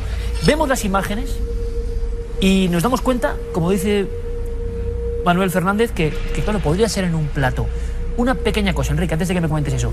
Tú decías, para poner otro elemento, que en el 2011 recibimos imágenes de Júpiter o recibimos imágenes de Marte y están llenas de drops o pequeños fallos, claro, de cortes en la emisión, porque esto era perfecto. Es un poco lo que te he escuchado. No es perfecto, no es perfecto. No es perfecto. Es perfecto como Hombre en la Luna, es perfecto. Sí, bueno, pues como Hombre en la Luna es perfecto. No se ve con una gran calidad, pero se ve bastante claro, bien. O sea, lo que no sería, que también entra mucho siempre en el debate del Hombre en la Luna, lo que no sería perfecto es 2001, ¿sabes lo que pasa, 2001, una odisea en el espacio, un año antes. Esto es perfecto para Hombre en la Luna. Décadas con la historia de que las imágenes son falsas, de que las sombras, de que la bandera, de que el reflejo, de que el no sé qué, todo eso, y ahí te contesto, Enrique, por eso digo que son de verdad, es tanto tiempo diciendo que es mentira, que ha habido tiempo de sobra para que especialistas con los mejores medios, porque vosotros habéis estudiado las imágenes, pero yo lo que me gustaría que hicierais, si de verdad queréis decir esto, es que lo reprodujerais. Es decir, ha habido equipos, de los mejores equipos de televisión del mundo, de especialistas, de efectos especiales, que se han ido a reproducir en la misma escena, con exactamente las mismas condiciones, con la misma iluminación, en cámaras de vacío de la NASA, que les las ha prestado para que hicieran esas experiencias, para que consiguieran sacar estas imágenes. Y no las han podido sacar. ¿Y sabes por qué no las han podido sacar? Porque hay factores de movimiento, cuando estás en ingravidez, en la luna y tal, que son imposibles de reproducir. Y han probado con ganchos, han probado en cámaras de vacío, lo han probado de todas las maneras. Y todos los argumentos, y si me dejas muy brevemente, los principales argumentos que se han utilizado para que estas imágenes sean falsas, con tres cositas muy fáciles, os los voy a demostrar científicamente, Enrique, uno por uno, que no son así. Quiero decir, se han reproducido esto tantas veces y no existe a día de hoy y 40 y tantos años después ni un solo científico, ni uno solo en todo el mundo que cuestione esto. Eso es totalmente incierto. No es incierto. Tú me das una lista de gente que no ha publicado nada nunca en su vida, como haces siempre. Y entonces es lo que haces siempre, Enrique. Eres el santo pontífice de la santa ciencia. No, señor. Hay científicos que disienten de esa santa ciencia que tú planteas. Bueno, pues entonces, la ciencia no es santa. La ciencia no es santa. Hay científicos sinvergüenzas. Pero la ciencia en sí... Queremos nombres de esos científicos. Y segundo, grandes fotógrafos como Michael Light, entrevistado, ha dicho las inconsistencias que había en imágenes. Y te digo, la NASA tiene unos medios poderosísimos. Es más, ellos son los que están del lado correcto de la historia. Enrique, yo me sitúo al otro lado. ¿Tú crees que el Apolo 11 llegó a la Luna? ¿Tú crees que el 22 de julio del año 69 el Apolo 11 llegó a la Luna? ¿Sí? Lo dudo totalmente. Lo que ese día, yo digo, dudo que fue la primera vez que llegaron. Lo cuestiono totalmente. O sea, que ya habían llegado. Creo que pudieron llegar antes, como hicieron los rusos. Pero perdona, estamos hablando, tú has dicho muy bien, en ese caso estamos hablando de creencias. ¿Qué podría decir hipótesis? Pero tú me podrías decir una hipótesis, no es eso. Pero tú sabes lo que es. Lo que yo te digo es que la versión que se nos mostró no podía ser una versión auténtica, entre otras cosas, porque el mínimo fallo, y podía haber habido miles, como los tuvieron los rusos, hubiera sido un fracaso total. Mira, y los Pero falló grande. Enrique, un momento simplemente. Yo le decía a Enrique, y seguimos ahora con el apasionante debate, ven que este tema... dejábamos una pregunta pendiente: ¿por qué cala tanto, Enrique? Me vas a responder y vamos a seguir con el debate con unos datos, una encuesta express, de nuevo, en apenas unas horas. Hemos lanzado la pregunta al aire y además Carmen creo que nos va a recordar algunas otras encuestas que se han hecho en diferentes países. ¿Cómo está el patio? Y ahora nos preguntaremos por qué. Pues sí, queremos saber los resultados. Hemos emitido una pregunta: ¿son verdaderas las imágenes de la llegada del hombre a la Luna? La gente ha votado y ha opinado sí que son verdaderas esas imágenes, un 47,6%, y no, esas imágenes serían falsas, lo cree un 52,4% de la audiencia. O sea que en este caso ganaría el no. Esas imágenes no creen que sean verdaderas. Pero sin duda la encuesta quizá más apretada de la historia de nuestro programa, sí, que no hace sino reflejar la enorme división que existe en la población. Sí, se han hecho otras encuestas a nivel mundial. Vamos a poner algunos países. En Estados Unidos, por ejemplo, Fox emitió una encuesta parecida a la que hemos realizado nosotros en febrero del año 2001, y el 20% de los encuestados creían que no habíamos llegado a la Luna. En Rusia, por ejemplo, el 28% de los encuestados decían que esas imágenes eran un fraude, y en el Reino Unido, en el año 2009, el 25% de los encuestados creen que el hombre no llegó a la Luna, y en esa misma encuesta solo el 25% estaba seguro del alunizaje. Ahí está. También, Iker, hemos puesto en Facebook y en Twitter, en la nave del misterio, esa misma pregunta para ver qué opinaba la gente, y se ha generado un verdadero debate. Y yo lanzo las cuestiones que nuestro público a su vez nos emitía. Por ejemplo, Claudia Bray dice: ¿puede ser tan verdad como mentira porque nunca se volvió a ir a la Luna? Le replican enseguida: ¿quién dice que no se ha vuelto a la Luna? Públicamente, dice otro, en este caso Isa Bárcenas: no se ha vuelto a ir. Paco Segurado: creo que llegaron, pero por algo no pueden mostrar las imágenes. ¿Habrá algo en las imágenes que no podamos ver? En ese sentido, más conspiranoico. ¿Se grabaron objetos volantes? ¿Se grabó algo más que estaba en la superficie lunar? Carmen Sánchez: hay algunas cosas que no cuadran. Yo pienso que llegaron, pero que las imágenes están manipuladas. Creo que los alemanes y los rusos llegaron antes que los americanos y que por eso no son reales las imágenes. Lo decía Luis Gallego. Las imágenes son verdaderas, lo que no es verdadero es que Estados Unidos estuvo en la Luna. Y tenemos también la opinión de la calle. Y tenemos también nuestras cámaras que han bajado hasta la calle, en este caso en Madrid. Hemos sacado las cámaras para que ustedes opinen y nos digan. Está también, Iker, muy dividido. Temas conspiranoicos y también personas que opinan que nunca hemos llegado a la Luna. Pienso que es verdad que el hombre ha llegado a la Luna, pero que esas imágenes que salen son un montaje. Yo creo que son reales. Pero creo que son reales porque si fueran falsas se hubieran hecho mucho mejor. Hombre, yo creo que son falsas. O sea, nunca lo creí. Hombre, creo que son verdaderas, ¿no? No tengo nada para pensar lo contrario. Dudo por el hecho de que por qué no han vuelto a ir. Yo creo que son verdaderas. Sí, porque además creo que se ha demostrado que sí, que el hombre ha estado allí. No creo que en la época en la que fueron hubiese los medios suficientes para ir hasta allí. Y hoy en día la gente no vaya con muchos más medios que hay. De nuestro set o módulo casi lunar informativo nos llegan todos estos datos. Datos a viva voz, datos digitales, encuestas. En el fondo, repetimos, esa confrontación que existe. Muchas cuestiones, incluso van un poco más allá. Si se rodó algo que se tuvo que ocultar.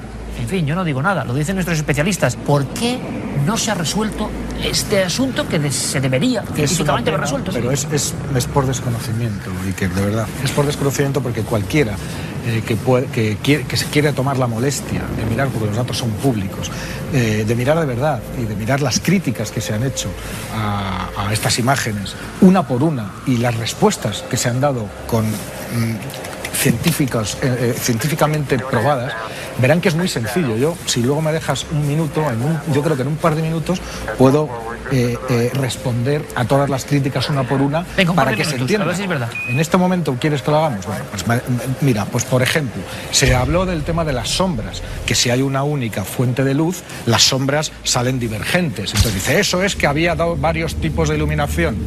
En fin, mira, me he traído. Cualquiera lo puede hacer en su casa. Estos son 2 paquetes de tabaco, ¿vale? Y los pongo aquí. Y si podemos bajar esta iluminación un momento, la bajamos. Eso ya no sé si será posible. Pues no sé si es posible. Sí, pero vamos, eso es un argumento que... Absolutamente, pero para que lo haga todo el mundo en su casa, de verdad. Entonces yo cojo una fuente de iluminación que no es el sol, pero que tampoco esto, y lo coloco aquí. Fijaros en las sombras. ¿Son paralelas? Iker, contéstame, ¿son paralelas? No. No son paralelas. Sí, pero no sé, estoy de acuerdo totalmente, pero es mucho más lejano. Y todavía, ¿cuánta distancia está? Vale, y si yo tuviera un foco... Es que el sol está un poco más lejos de la luna. Si yo tuviera un foco lo suficientemente potente como para hacerlo aquí, pero se ha hecho, por eso lo estoy reproduciendo de juguete, pero se ha hecho. Y si yo tuviera un foco lo suficientemente potente como para colocar lejos, lo que sucedería es esto. Es que no están en el mismo, al mismo relieve. Y entonces cuando un foco único enfoca a dos objetos que no están en el mismo relieve, las sombras divergen. Bien, y esto el tema de las sombras para ti solucionado. Las irregularidades de la Luna tienen que ver precisamente en que las sombras se vean divergentes. Es un efecto de perspectiva. Sí, pero vulgar. hay otras 30 dudas aparte de esa. O sea, sigamos. Vale, no, pero hay otras dudas. Sí, hay otras dudas. Es que era muy bueno. Hemos dicho 2 minutos. Ten en cuenta que Von Braun colaboraba con la compañía Disney desde los años 50. Déjame con los 2 minutos porque con los mejores técnicos para la mejor película de la historia. Mira, se sigue. hablaba del polvo. Que se veían en estos vídeos a los astronautas andar y resulta que el polvo, sin gravedad, caía al suelo. ¿Y es lógico? ¿Por qué es lógico? Si no tiene gravedad, ¿por qué no vuela el polvo? A ver, explicándome. No, dímelo tú, si es claro. No, porque pero no hay aire. Tú eres el que está diciendo en contra. Es que yo te voy a argumentar en contra de eso. Porque como no hay atmósfera, no hay rozamiento. Y como no a igual rozamiento, y eso lo dijo Galileo, a igual rozamiento, dos objetos caen exactamente a la misma velocidad. ¿Y un cráter? ¿Y por qué no dejó cráter el módulo lunar? Porque los mismos gases no se disuelven. Primero, el módulo lunar reposó suavemente, o sea que no fue de repente. Y además los gases que emanan en ausencia de atmósfera se disuelven y no forman ese Bueno, te respondo. El módulo aterrizó tan leve como una pluma que tuvo unos desperfectos enormes que se ven. ¿Estás de acuerdo, no? ¿Sabes de qué estaba hecho ese módulo? Estaba una gran parte del módulo estaba hecho de aluminio, con papel de plata. Es obvio, si se veía. Claro que se veía. Claro. Entonces eso se deforma muchísimo. Bueno, ¿sabes cuál fue la respuesta que me dio a mí el ingeniero jefe que controlaba el módulo, la construcción, etcétera, en directo ante unas cámaras de televisión? Ante esas a todas las preguntas lo único que me respondía era: los americanos somos los mejores, etcétera. Te doy mi palabra de honor, y tenía testigos delante importantes, como Javier Sardá, que cuando en privado le dije: cuando venga a Madrid, si vienes, ay, sí voy a ir y tal. Hablábamos, tengo mucho interés en hablar contigo. Digo, ¿pero por qué? Y dice, no, por cosas que me han dejado impresionado. Digo, ¿pero qué? ¿Sobre todo qué? Y me dice, ¿por qué el módulo no dejó cráter y no dejó polvo? ¿Por qué no dejó un cráter? El ingeniero jefe, te lo acabo de eso responder. Está formado, ya salió por televisión. Pero si es que, a ver, si tú está bajando, por favor, explícalo tú. Sí. Vamos, lo acabo de responder exactamente. Primero, igual que cuando aparcas un coche, lo haces despacio, lo mismo la sonda, y la verdad es que en el momento en la gravedad, en la Luna hay un sexto de gravedad aproximadamente, los motores se encendieron en una retroalimentación para ir hacia arriba, entonces realmente apoyó suavemente. Pero es que aparte, esa misma emisión de gases, al no haber ahí aire se disuelve, es decir, que no enfoca directamente hacia un punto, y esto físicamente es así. Solamente el impulso directo de las toberas dirección al polvo, el choque directo de esos gases con el polvo es lo que puede hacer mover un poquito el polvo. Entonces lo que hace es mover el polvo, pero no produce el mismo efecto que producimos aquí en la Tierra, de que cuando soplamos o cuando tenemos un eso, de repente se levanta polvo porque aquí hay atmósfera, que es lo que lo está moviendo. Simplemente se mueve el polvo un poquito. Las cosas si alguien las mueve. Nada más. Si alguien las mueve. Por favor, lo he leído en internet todo eso, pero el ingeniero jefe, que está jubilado hace mucho tiempo, no. Y realmente estaba asombrado. O sea, es curioso, ¿no? Resulta que las personas que estaban ahí y que han estado en ello no tienen respuestas, pero 30 y tantos años después, con el esfuerzo de miles de científicos, sí se ha dado la respuesta. El tema del polvo que dices desde el punto de vista técnico, las respuestas, si no se quieren ver, no se ven. Podemos hablar de los clásicos. Hay 5, 6, 8 clásicos que son muy divertidos de analizar. No, pero están todos resueltos. No, es que yo te doy la razón. Es que te doy la razón en todos. O sea, tú me das tu explicación y es cierta. Yo te digo, desde mi punto de vista, y como lo vimos ayer en la productora, hablando con directores de fotografía muy experimentados, ¿iluminarías así con esa luz de relleno? Sí. ¿Ves aquí un pelotazo de luz? Sí. ¿Ves aquí? Que la luz de relleno llega del propio regolito. Sí, que es muy reflectante. Entiéndeme que es verdad. Que te doy la razón. Pero que lo harían exactamente como tú harías hoy. Lo haríamos así, pero más allá de todo eso, yo digo que esas imágenes son de la Luna y que esas imágenes, la explicación que la gente no quiere encontrar es la que tú das. Seguro que es cierto. Pero es que yo a lo que voy es cómo funciona el negocio de la televisión. O sea, y cómo funciona en Estados Unidos, ¿no? Que es el Showtime. Entonces, yo voy a poner dos ejemplos muy claros. Uno es muy cercano y otro todavía más. El primer ejemplo, muy cercano. Hace 5 minutos acabamos de tener un problema aquí, en el plató. No se va a dar cuenta ninguno de nuestros telespectadores.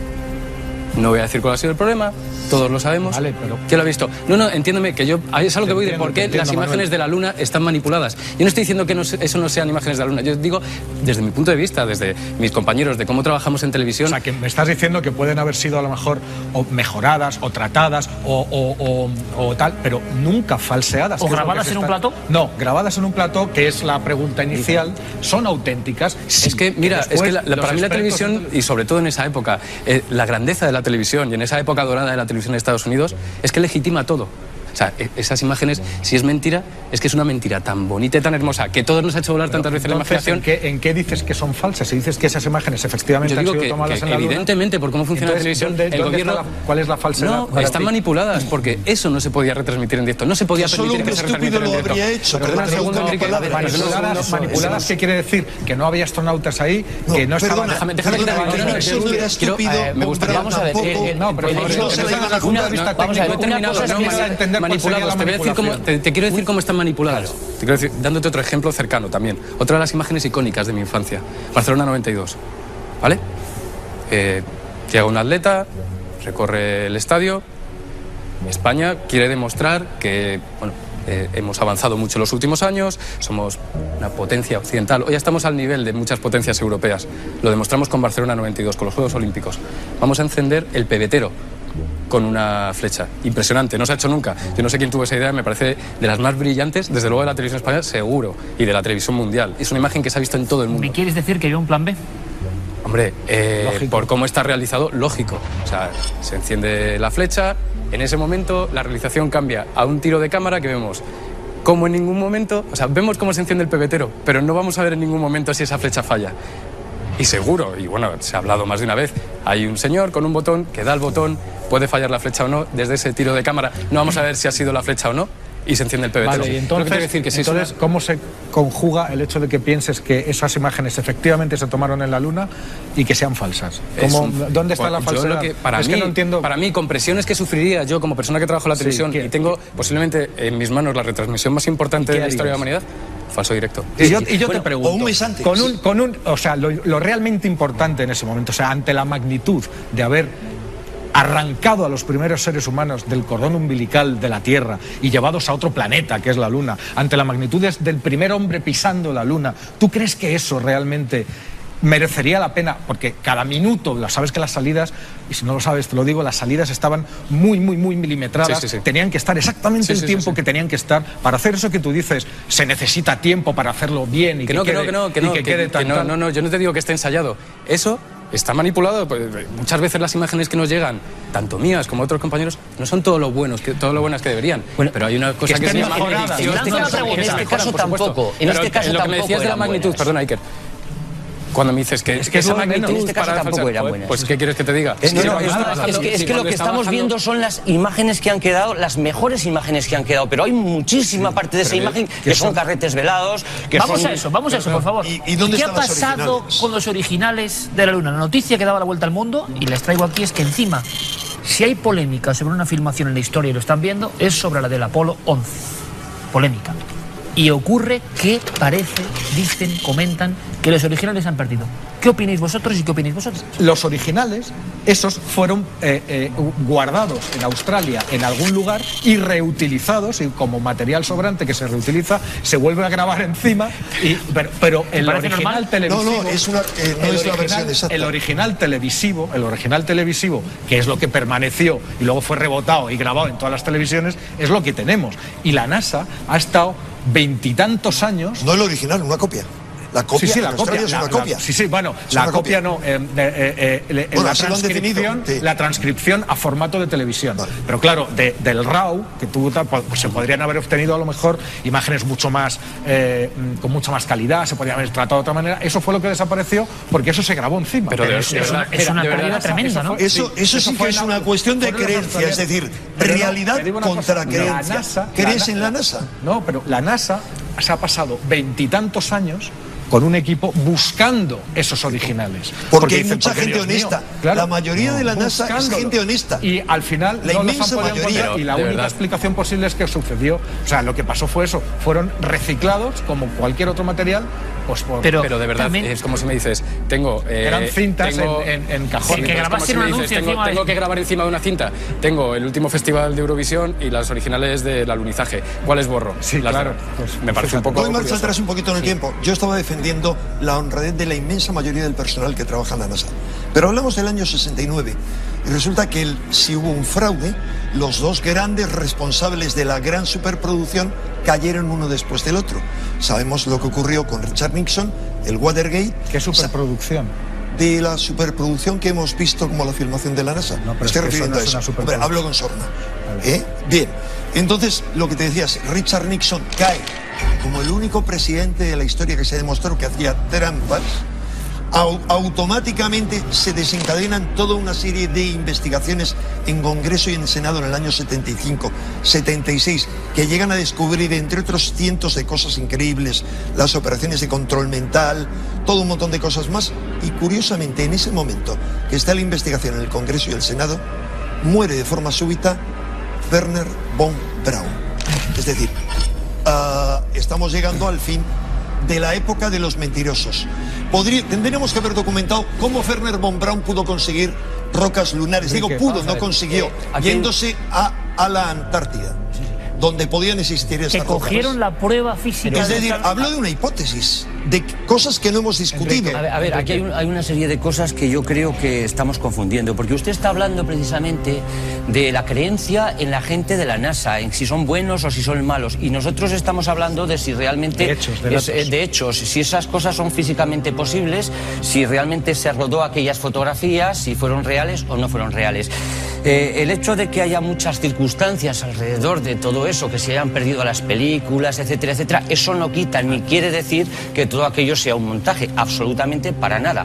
Es más, lo que tendría que usted demostrar es que no es un montaje lo que usted está contando, porque realmente ahora tenemos pruebas de que el hombre ha estado ahí en la Luna, tenemos las fotografías, tenemos la explicación lógica por física y por matemática de que eso es posible y de que eso ha sido así, y lo contrario es especulación. Pues Vamos no a lo hablar negado. al respecto Dejar sobre de publicado sectores ahí que se siguen utilizando hoy. Efectivamente, por ejemplo, esas fotografías que además han publicado en célebres programas como Google, donde hasta el milímetro, cosa que no se había visto, parece que están los restos y demás de los alunizajes. Yo en el tema sí, además está la sonda LRO, de reconocimiento lunar, que en estos años recientes se ha dedicado a fotografiar en alta resolución la Luna y que ha fotografiado desde arriba todos los lugares de alunizaje, incluido el del Apolo 11. Pero sabes que como un poco de detalle, es decir, como sabes muy bien, hace muy poco se ha prohibido de forma terminante que los vuelos privados que se van a dirigir hacia la Luna se acerquen, ni siquiera sobrevuelen en un radio muy amplio es material en torno a eso. Ya sabes cómo son. ¿Cómo? Es material norteamericano. No, pero quiero decir, nadie se va a poder acercar, ni siquiera aproximar a comprobar. Es decir, la capacidad que tiene aproximación Google o cualquier otro medio nunca nos permitirá, en tanto no cambien las leyes, observar con detalle si todo lo que hemos estado viendo ahí fue tal cual. Tranquility Base here. The Eagle has landed. Roger, Tranquility. We copy you on the ground. Manuel, por desgracia, Manuel, Enrique, Alberto, José Manuel, no hay tiempo para más. El tema da para un programa monográfico, evidentemente. Y me da a mí la impresión de que ahí fuera va a seguir absolutamente irreconciliable la postura. Nuestros amigos han opinado libremente. Gracias a los cuatro, de verdad. Muchísimas gracias por la vehemencia, por los datos, por la postura y por lanzar a las casas de toda España y todo el mundo ya esta cuestión que vemos que está ahí, que no se resuelve.